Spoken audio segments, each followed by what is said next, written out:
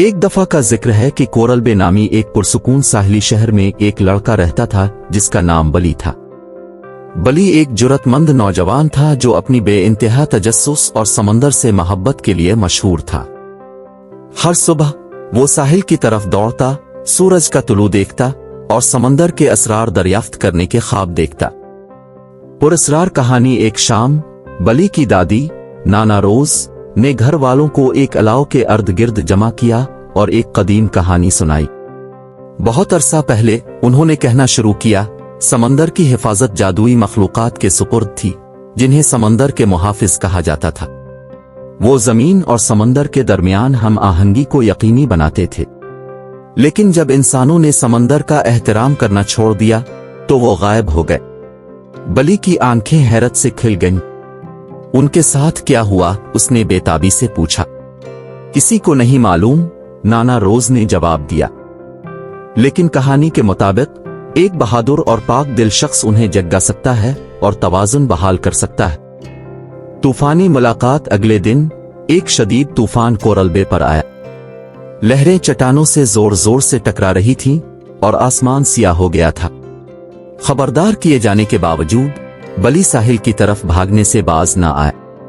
جب وہ ساحل پر پہنچا تو اس نے ریت میں کچھ چمکتے ہوئے دیکھا۔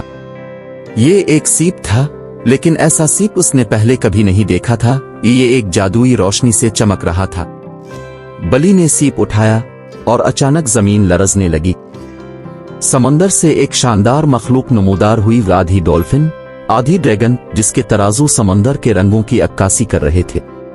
میں اکوالور ہوں، سمندر کے آخری محافظ، مخلوق نے ایک گہری اور سریلی آواز میں کہا۔ تم نے جاگنے کا سیپ حاصل کر لیا ہے بلی، سمندر کو تمہاری مدد کی ضرورت ہے۔ مشن اکوالور نے وضاحت کی کہ ایک تاریک طاقت پولوشنز سمندر کو زہر آلود کر رہا تھا۔ اگر اسے روکا نہ گیا تو سمندری زندگی تباہ ہو جائے گی۔ تمہیں میری مدد کرنی ہوگی تاکہ ہم 3 کھوئے ہوئے محافظوں کو اکٹھا کریں، مرلیا مرجان کی چٹانوں کی جل پری، ٹیم پیسٹو طوفانی وہیل، اور گلمر ہمیشہ روشنی دینے والی جیلی فش۔ بلی نے اپنے اندر ہمت کا جوش محسوس کیا۔ میں یہ کروں گا، اس نے اعلان کیا۔ مرجان کی چٹانوں کا سفر۔ بلی اکوالور کی پیٹھ پر بیٹھا اور وہ سمندر میں غوطہ لگا گئے۔ زیر آب دنیا ایک حیرت انگیز رنگین نظارہ تھی۔ جلد ہی وہ مرجان کی چٹانوں پر پہنچے جو پہلے روشن تھیں لیکن اب پلاسٹک کے کچرے سے ڈھکی ہوئی اور مدھم ہو چکی تھیں۔ مرلیا نمودار ہوئی، اس کی دم کا چمکنا ماند پڑ چکا تھا۔ میں تب تک نہیں جا سکتی جب تک میرا گھر بحال نہ ہو جائے، اس نے کہا۔ بلی اور اکوالور نے سخت محنت کی، کچرے کو جمع کر کے چٹانوں کو صاف کیا۔ جب آخری ٹکڑا ہٹا دیا گیا تو مرجان دوبارہ چمک اٹھے۔ مرلیا کی طاقت بحال ہو گئی اور وہ ٹیم میں شامل ہو گئی۔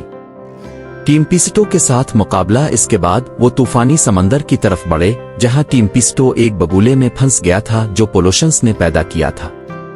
طوفان بہت شدید تھا اور بلی کو اکوالور کو بڑی لہروں کے بیچ سے گزارنا پڑا۔ جاگنے کے سیپ کا استعمال کرتے ہوئے بلی نے سکون پیدا کیا جس سے بگولا ٹوٹ گیا۔ ٹیم پیسٹو نے زور سے گرج کر شکریہ ادا کیا اور اپنی وفاداری کا عہد کیا۔ دائمی روشنی کی غار۔ آخرکار وہ سمندر کی گہری تاریکیوں میں گئے تاکہ گلمر کو تلاش کریں۔ غار مکمل طور پر اندھیرا تھا اور گلمر کی روشنی تیل کی سیاہی کی وجہ سے مدھم ہو گئی تھی۔ بلی نے اپنے ہاتھوں سے سیاہی کو ہٹانا شروع کیا خطرے کے باوجود۔ آہستہ آہستہ گلمر کی روشنی بحال ہوئی اور غار روشن ہو گیا۔ حتمی مقابلہ۔ تمام محافظوں کے متحد ہونے کے بعد وہ پولوشنز کا سامنا کرنے گئے جو کچرے اور تیل سے بنی ایک دیو ہیکل مخلوق تھی۔ لڑائی بہت سخت تھی۔ پولوشنز نے سیاہ کیچڑ کی لہریں چھوڑیں لیکن محافظوں نے اپنی متحد طاقتوں سے مقابلہ کیا۔ بلی نے سیپ کو اوپر اٹھایا اور زور سے کہا، سمندر کا احترام کرو۔ سیپ سے ایک طاقتور روشنی کی کرن نکلی جس نے سمندر کو پاک کر دیا۔ پولوشنز بے ضرر قطروں میں بدل گیا اور سمندر میں سکون واپس آ گیا۔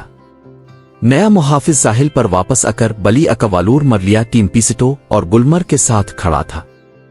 تم نے سچی بہادری اور ہمدردی کا مظاہرہ کیا ہے، اکوالور نے کہا۔ اب تم ایک اعزازی سمندری محافظ ہو۔ اس دن کے بعد بلی نے اپنی زندگی سمندر کی حفاظت کے لیے وقف کر دی۔ کورل بے پھلنے پھولنے لگا اور بلی کی بہادری سے متاثر ہو کر لوگ سمندر کے محافظ بن گئے، اور اس طرح بہادر بلی اور سمندر کے محافظوں کی کہانی زندہ رہی، جو سب کو بہادری، ٹیم ورک اور فطرت کے احترام کی طاقت کی یاد دلاتی ہے۔